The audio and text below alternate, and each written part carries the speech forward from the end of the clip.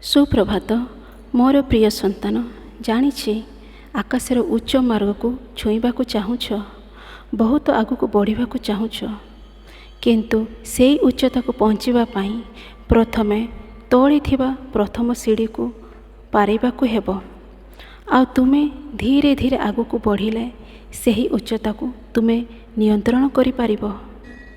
ତୁମେ ଅନ୍ୟକୁ ଦେଖି ପରିଶାନ ଅଛ, ସେମାନେ ଆଗକୁ ବଢ଼ୁଛନ୍ତି ଆଉ ମୁଁ ବି ସେହି ଜାଗାକୁ ଆସିବି ଯେଉଁଠି ସେମାନେ ଅଛନ୍ତି। କିନ୍ତୁ ଦୃଢ଼ତାର ସହିତ ଆଗକୁ ବଢ଼ିବାକୁ ହେଲେ ଧୀରେ ଧୀରେ ପାଦ ବଢ଼େଇ ସମସ୍ତ ରାସ୍ତାକୁ ପାର କରି ତୁମକୁ ଆଗକୁ ବଢ଼ିବାକୁ ହେବ। ଆଉ ଏମିତି ଯଦି ଆଗକୁ ବଢ଼ୁଥିବ, ସେହି ଉଚ୍ଚତା ସବୁଦିନ ପାଇଁ ତୁମର ହେବ। ସେ ସବୁ କିଛି ତୁମ ପାଇଁ ହିଁ ହେବ। ତରତର ହୋଇ କୌଣସି ନିଷ୍ପତ୍ତି ନିଅନି ବା ଶୀଘ୍ର ପାଇବା ପାଇଁ ଡିଆଁ ମାରି ଉପରକୁ ପହଞ୍ଚିବା। ଆଉ ଯଦି ଉପରକୁ ଡିଆଁ ମାରିବ, ତଳକୁ ବହୁତ ଜୋରସେ ପଡ଼ିବାର ସମ୍ଭାବନା ଥାଏ। ତୁମେ ବୁଝିପାରୁଛ ନା? ଆଜି ମୁଁ ଏହି କଥା ବୁଝାଇବାକୁ ଚାହୁଁଛି। ସବୁରି ସହିତ ଧୀରେ ଧୀରେ ଆଗକୁ ବଢ଼। ତୁମେ ଯେମିତି ଭାବିଛ ଆଗକୁ ବଢ଼ିବା ପାଇଁ ସବୁ ପ୍ରୟାସରୁ ତୁମକୁ ସଫଳତା ମିଳିବ। ଆଜି ଯାହା ନାହିଁ, କାଲି ସବୁ ହେବ।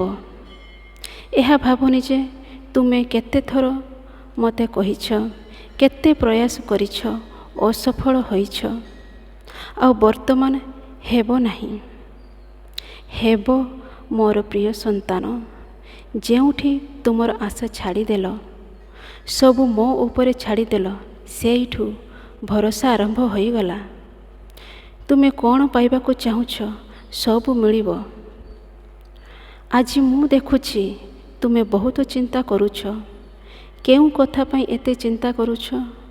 ମୁଁ କହିଲି ପରା, ତୁମେ ଚିନ୍ତା ମୋତେ ଦେଇଦିଅ।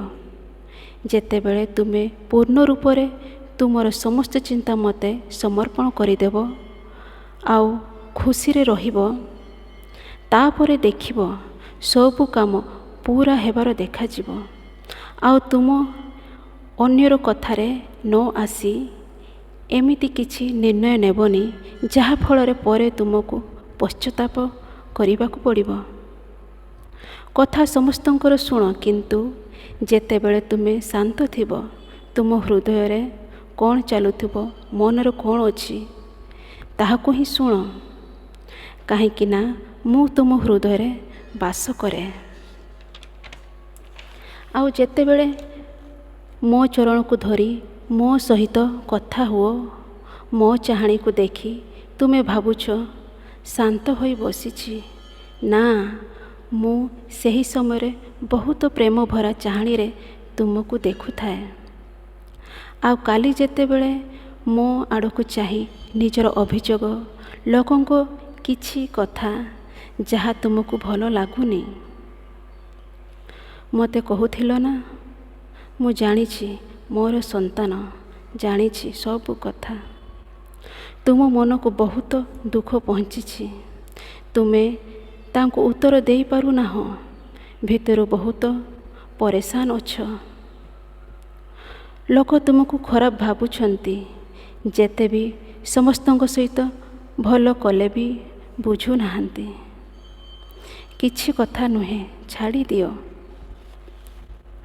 ମୁଁ ତୁମକୁ ବୁଝୁଛି, ମୁଁ ତୁମକୁ ଦେଖୁଛି। ତୁମେ ଗୋଟିଏ ପ୍ରକୃତ ସୁନା। ମୁଁ ତୁମକୁ ପ୍ରକୃତ ସୁନା ବନେଇଛି। ଆଉ ପ୍ରକୃତ ସୁନା ଚମକିବ ନିହାତି। ଆଜି ନୁହେଁ ତ କାଲି ତାର ପରିଚୟ ନିହାତି ମିଳିବ। ବାସ୍ ତୁମେ ଖୁସିରେ ରୁହ, ହସୁଥାଅ। ଓମ୍ ସାଇରାମ, ଓମ୍ ସାଇରାମ।